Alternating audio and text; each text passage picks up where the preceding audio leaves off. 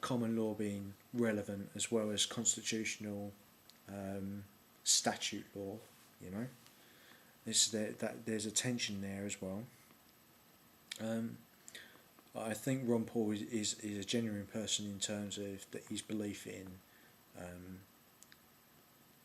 constitutional statute law, but there is obviously a great tension between his point of view, which has some Epicurean ideas from the constitutional founding fathers movement, the modern constitutional movement, which is based more around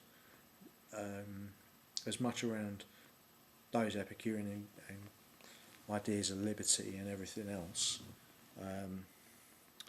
doing, you know, those ideas that are based around enjoying life but in moderation, as well as his own version of ethical virtues, which perhaps some Stoics could see, and his strong belief in Christian ideas, not Judeo-Christian ideas, but Christian ideas. So there's a sort of a big mix there, along with Hayekian free market economics and the John Birch Society.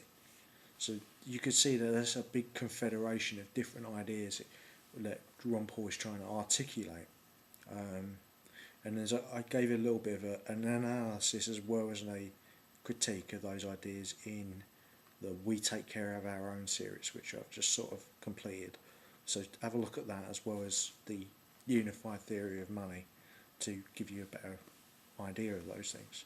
But obviously, when you've got when you had the founding fathers put down, you know, I give you, we give our sacred honour and our fortunes. They meant their farms, their lives, and over 90% of those men and their families were killed during the 1776 War of Independence. You know, it was a brutal war. So in some parts, 50% of the people died because, of course, you know, New York, the centre of perhaps of the old, and New England, the centre of perhaps the old Anglo-American establishment, which George Bush Senior's father was definitely a part of, and who Carroll Quigley made a lot of references to in his book, The Anglo-American Establishment, at the same time. They were loyalists to the crown. It's maybe one of the reasons why when 9/11 happened, a lot of Americans in the sort of Midwest, the American heartland as it's called today, they said, well, they've hit New York, when are they going to hit America now? Quite a strange idea. It shows that the country's not really knit together quite as well as you imagine it.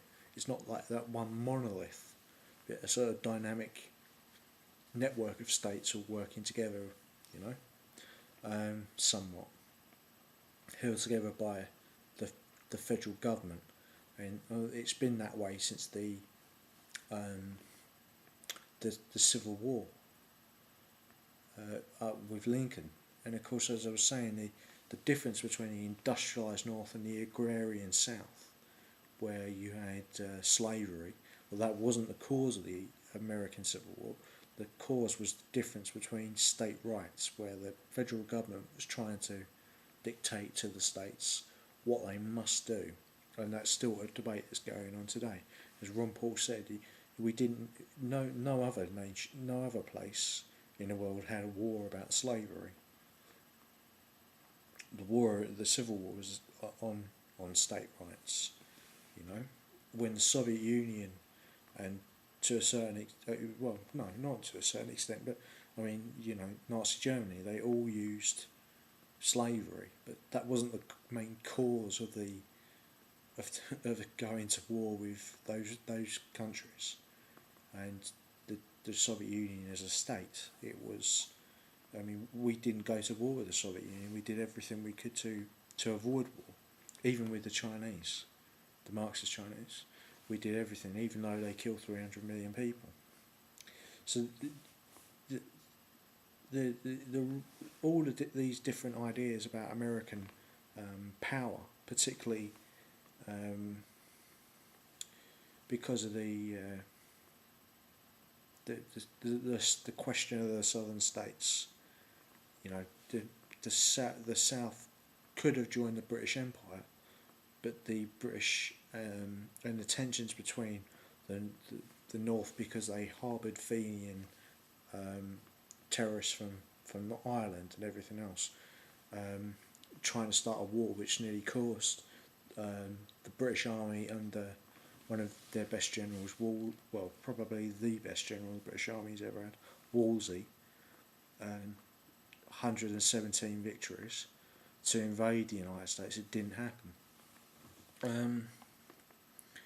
You know, it's debatable about who would have won, but I mean, before the Civil War, there were many parties in the United States. After the Civil War, you get the two-party system. Okay, so the recognisable United States is after the Civil War, and the problems with the South aren't really sorted out until George Bush Senior starts to make his rise through the Republican Party, and that his family is actually is critical. They'd obviously been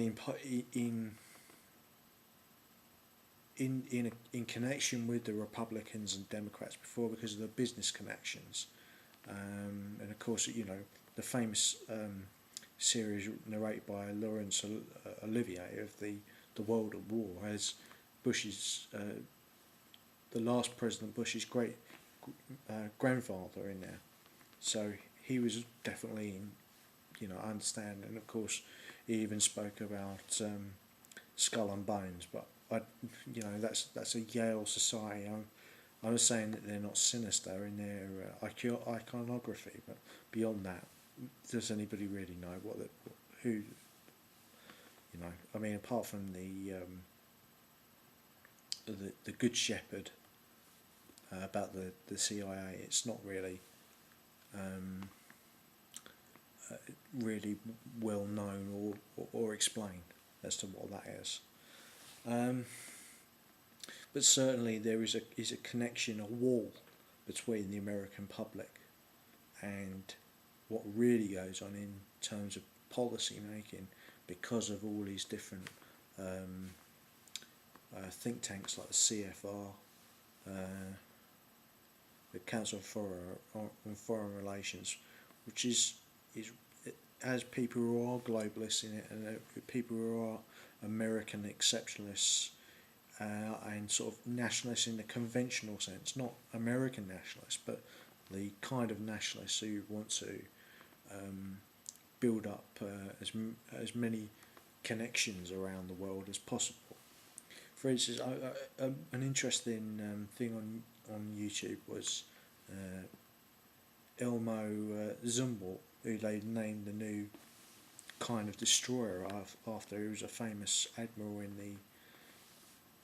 in the American Navy.